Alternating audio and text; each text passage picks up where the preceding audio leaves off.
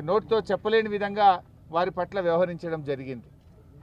మంత్రి గారి దగ్గరికి వెళ్ళి మహిళా కౌన్సిలర్లు మీ సమక్షంలో ఈ రకంగా జరగొచ్చునా, మీరు ఏం చేస్తున్నారు, మీరు ఒక మంత్రిగా ఉండి మా పైన మీ కాంగ్రెస్ పార్టీ కౌన్సిలర్లు వచ్చి మా పైన చేయి చేసుకుంటున్నారు, మా పైన దాడి చేస్తున్నారు, మా పైన అమానుషంగా వ్యవహరిస్తున్నారంటే కూడా మంత్రి గారు పట్టించుకోరు, అక్కడ ఉన్న అధికారులు పట్టించుకోరు. అంటే వాళ్ళే కాంగ్రెస్ పార్టీ కౌన్సిలర్లు బాగా తాగిన మైకంలో మహిళా కౌన్సిలర్ల మీద ఇష్టారీతిలో వ్యవహరిస్తే కూడా పట్టించుకోనటువంటి పరిస్థితి. కావాలని అల్లరి చేసి కౌన్సిల్ సమావేశాన్ని వాయిదా వేసి ప్రజాస్వామ్యంలో ప్రజల తీర్పును కాలరాసే విధంగా కాంగ్రెస్ పార్టీ వ్యవహరించింది. మా 14 మంది కౌన్సిలర్లు కూడా కౌన్సిల్ వాయిదా వేయొద్దు, కోరం ఉంది, మెజారిటీ ఉంది, ఎన్నిక జరపండి అని పట్టుబడితే కూడా పట్టించుకోకుండా మంత్రి గారి కనుసైగల్లో ఎన్నిక వాయిదా వేసి వెళ్ళిపోవడం జరిగింది.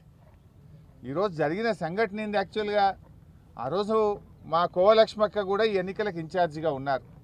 కోవలక్ష్మక్క గారు, బాల్కా సుమన్ గారు కౌన్సిలర్లతో పాటు మేము గేటు దాకా వెళ్ళి కౌన్సిలర్ లోపల పంపిస్తామంటే మీరు వెళ్ళడానికి వీల్లేదు, ఎమ్మెల్యే అయినా మీరు వెళ్ళడానికి వీల్లేదు అని కోవలక్ష్మి గారిని సుమన్ గారిని 2 కిలోమీటర్ల దూరంలోనే ఆపేశారు.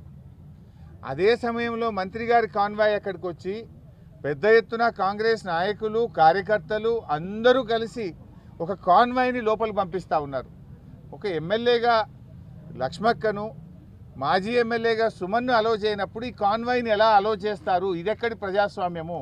చట్టం అందరికీ సమానంగా ఉండాలి కదా అని ప్రశ్నిస్తే దాడి చేసింది కాంగ్రెస్ నాయకులు. ముందు రాళ్ల దాడి చేసింది కాంగ్రెస్ కార్యకర్తలు, కాంగ్రెస్ నాయకులు. మూల రాజిరెడ్డి మా నాయకుడి కారును ధ్వంసం చేసినారు. ముందు అద్దాలు, వెనక అద్దాలు, కారు బ్యానెట్ను మొత్తం పగలగొట్టేసినారు. దాడి చేసింది వాళ్ళు, అక్రమంగా చట్ట విరుద్ధంగా వ్యవహరించింది వాళ్ళు.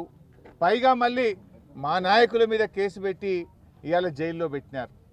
అది కూడా ఎంత దుర్మార్గం అంటే పక్కనే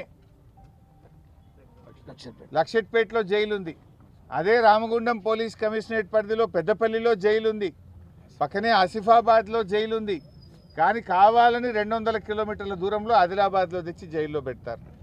అంటే మీ నిర్బంధాలు, జైళ్ళలో పెట్టడమో అక్రమ కేసుల ద్వారా ప్రజా తీర్పును కాలరాయగలుగుతారా?